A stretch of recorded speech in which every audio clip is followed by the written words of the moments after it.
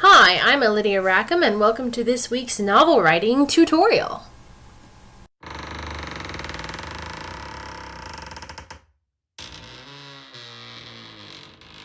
Alright, so you've spent so much time developing your characters and interviewing them and getting to know them and getting to know their surroundings and the story that they're going to be living and the people they love and the people they don't get along with and the person that they're going to fall in love with and their problems and everything. And understandably, you love them with all your heart. So now it's your job to torture them. As a writer, you're in a really unique position. You are not in the position of a reader anymore. You're not a fan. You're not somebody who is just following the story anymore. You are not your character's mom, and you are not even their friend. They would not call you their friend until probably the very end. And definitely not all the characters would call you that. Some of the characters, if they knew you and knew what you were doing, might hate your guts. That's your job. Your job is not to coddle them. Your job is torment. So just get used to that, wrap your brain around that, and we'll be good. Here's the rules. If they want something, you don't give it to them. If they have something, you take it away.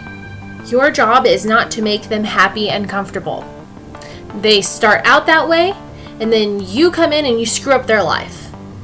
And then at the end, if you want to, then they wind up happy and comfortable again, but in a different way. Because what you put them through makes them better people. This is why I said you're the god of the story. Your job is not to just make everybody happy in Candyland, because then you would just get a bunch of selfish Veruca Salt sort of people who just demand things and want things all the time, and then they get it, and they're spoiled, bratty people. Good people go through hard things that make them better people. They don't just get everything they want handed to them all the time. So you are disciplining and teaching and forging your characters through the crucible of hardship and loss and torment and grief and adventure and risk and peril. You are the orchestrator of all of that. Don't let them sit and be comfortable and sit and smoke their pipe in Bag End. What kind of story would that be? Here is the Hobbit. He sits in his chair, and he smokes and reads books. The end. No one would read that. That's not even a book. No, he had to get uncomfortable.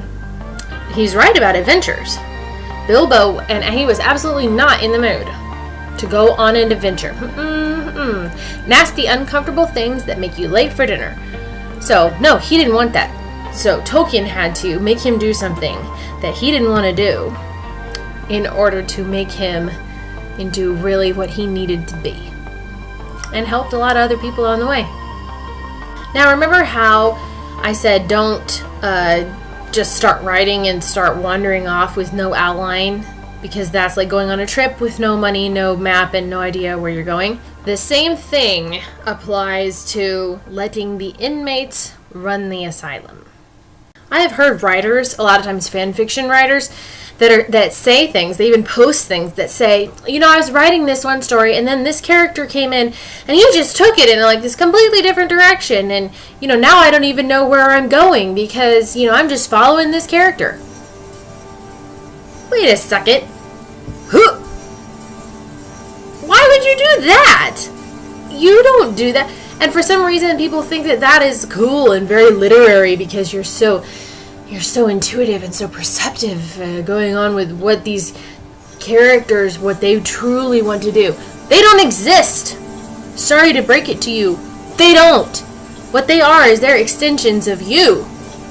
Even your villain. Think about that for a little bit. They belong to you, not the other way around. And I don't care who they are. They can't just go running off and do whatever they want and you follow them. No. You know why? Because your character doesn't have the outline. He doesn't know where you're going. he doesn't know the end game. He will screw it up for all of your other characters and ruin the story. There's a reason I said, don't let the inmates run the asylum. They don't have the knowledge. They don't have the authority. They're functioning inside of something that you created, and if you lose your discipline and just start spewing where they're concerned, you lose your structure. You're creating plot holes. You're creating lots of problems, and then pretty soon your story's lost, and you're just like the warden sitting there tied up to his chair while the insane people are climbing the walls and breaking the windows. This also applies on a smaller scale to dialogue scenes. You can't just let them say whatever they want either. Every conversation is like a mini story, okay? It has a little arc, and it has something that it needs to accomplish. You can't just sit down and be like, oh, well, I'm just going to find out what they think about this. No. What they think about it is what you tell them to think about it, because they're yours. So, yeah, there's some fluidity, like in spontaneousness that happens. But if they start going off on tangents and get mad about something over here and stomp out of the room or whatever before you did what you needed to do, you need to rewind and fix that thing, because there's something wrong in the mechanics. There's either something back there that irritated your character and you forgot about it, or you're not paying attention to what needs to be going on. So rewind, delete, go back, and make them get to the point that they need to be at the end of that scene. You're in charge, not them. The main reasons for not letting your characters have their head is because, firstly, they will probably shortcut straight to the happily ever after, because that's what they want. They want to be done with this foolishness and be happy and comfortable without going through any of the heck that you're trying to put them through. You have to divorce yourself from what they want, and you have to deny them what they want. You have to make them uncomfortable. You have to make them in pain. You have to make them miserable sometimes. You have to withhold pretty much everything, or the reader will be bored. I mean, if everything's roses, why would you be tense? Why would you care what happens next? Because nothing happens next. It's all just more walking through the garden and smelling the flowers and not even getting stung by a bee.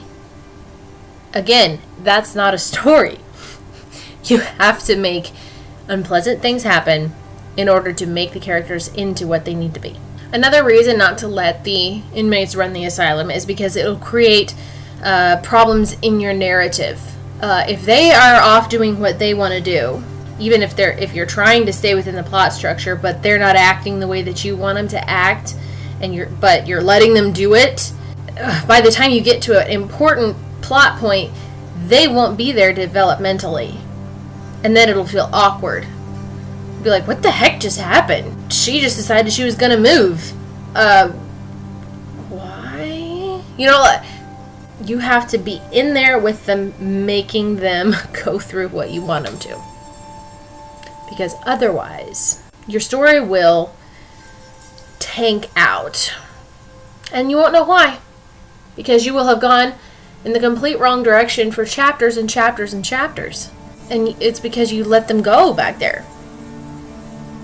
You just lost control and let them run around, and you're lost. The answer to this is to know your characters very well and also know the scene very well. So picture it before you write it.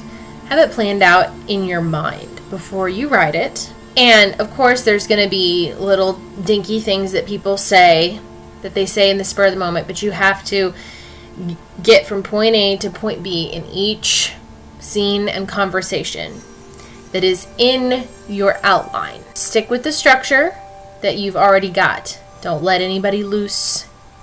They are tyrants, and they're spoiled children. If you leave them alone, they will not be their better selves.